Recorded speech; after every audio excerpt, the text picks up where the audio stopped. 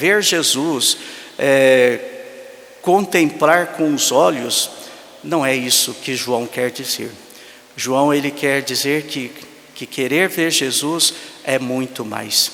Permanecer com Ele é conhecer em profundidade o Filho de Deus. E também ver que o projeto que Deus deu a Jesus para cumprir, se cumpriu de fato. E agora nós precisamos permanecer com Ele. Então, permanecer é essa atitude de um conhecimento profundo. Então, o grupo de gregos quer penetrar na vida de Jesus.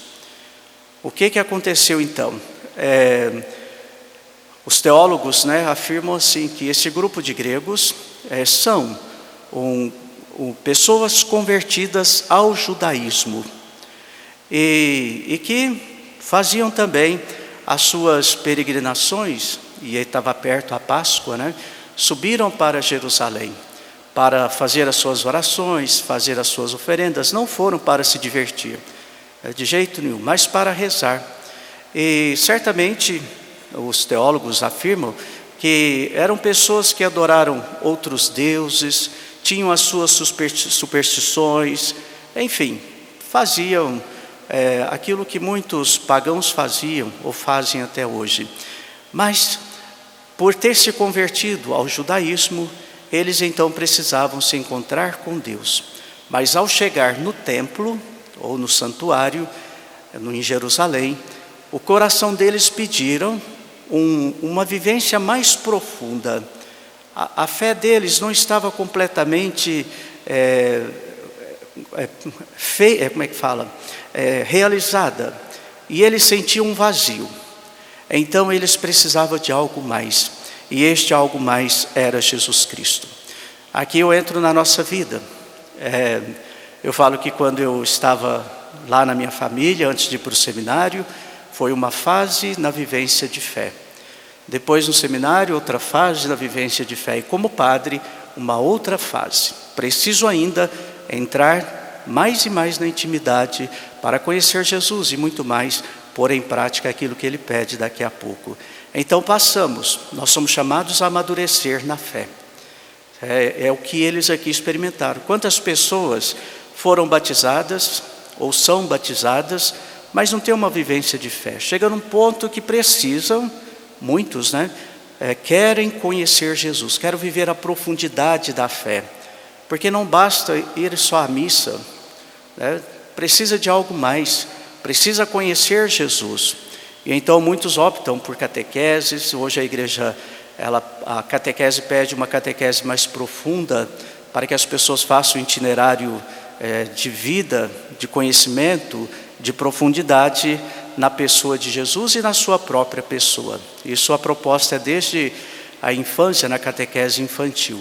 Então precisamos, puxa vida, eu cheguei até aqui, mas só isso não basta, parece que não tem mais para onde ir. Então eu quero algo mais. Isso aconteceu com eles, acontece com muitos irmãos e irmãs na nossa vida de igreja. Bom, eles então pedem para Filipe e André. Até dizem assim, os dois têm nomes gregos, então facilitaram assim foi fácil para o grupo de gregos conversar e convencer também. Mas olha que interessante. Fala com Filipe, Filipe fala com André para falar a Jesus. Irmãos, ninguém chega a Jesus Cristo, a uma vida cristã. A fé em Deus nós temos, mas a vida cristã, ela é testemunho. Alguém precisa falar de Jesus. E talvez você já falou de Jesus e alguém se converteu, foi procurar Jesus. Por isso que nesse tempo nós não podemos deixar de falar de Jesus, para que as pessoas possam então entrar na intimidade e conhecê-lo, ter uma vivência com Ele, mas uma vivência que leve à mudança de coração, porque conhecer intelectualmente nós conhecemos. Então, eles passam pelos discípulos.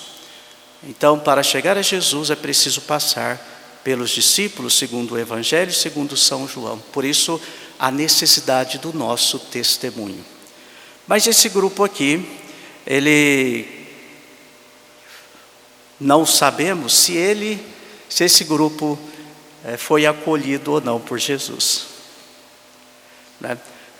Falaram para Jesus, né, que esse grupo estava lá, que queria vê-lo, e o que Jesus faz?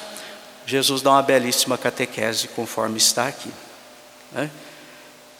Jesus então diz: chegou a hora em que o Filho do Homem vai ser glorificado. Então não sabemos se esse grupo ficou ali, se foi embora, se foi acolhido ou se não foi, mas Jesus diz: a minha fama apareceu. Jesus está famoso, então todo mundo quer ver Jesus. Mas Jesus, ele vem dar um sentido a essa fama. O mundo oferece poder, honra, glória. Mas Jesus, ele oferece um outro caminho, um caminho de vida. E para ter essa vida, é preciso passar pela morte. A nossa morte se tornará para nós batismo de vida eterna. Mas antes que isso aconteça, é preciso essa morte, que é a mais difícil, que é amar as pessoas, que é doar a vida em favor das pessoas. Quanto sofrimento e dificuldade nós temos, porque não queremos perder a vida pelo outro. Busca um copo de água para mim, mas eu? Vai ao mercado, mas pelo amor de Deus, tudo eu. Faça isso, não, mas não tem cabimento. E assim nós vamos murmurando diante de qualquer exigência que é feita para cada um de nós. Então, irmãos e irmãs, Jesus diz que é preciso perder a vida. Se você ama a Deus e quer ter essa vida, você tem que perdê-la. E perder significa perdê-la neste mundo em favor dos outros. Como eu disse, não é nada fácil.